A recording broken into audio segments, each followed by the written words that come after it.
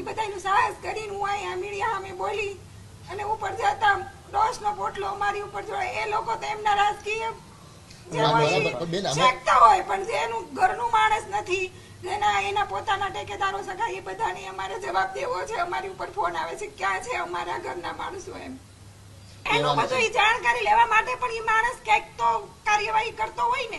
Media આવે એમ કે મારા પાસે કઈ જવાબ નથી, હું થયું મારી યાર મને ખબર નથી, કેવા હાટું આવે મીડિયાની આવે. નહીં તમારી અમારે કાઈ ઇન્ટરવ્યુ અમે નિલેશભાઈની વાત નથી કરતા, સુધી નહીં આવતા તમે કોઈ. એટલી સેવા કરી અને તેની ઉપર તમે આ દોષના ટોપલા ઢોળો છો. માણસને ટાઈમ તો આપો કે એ આખા ઘટનાક્રમને સમજે.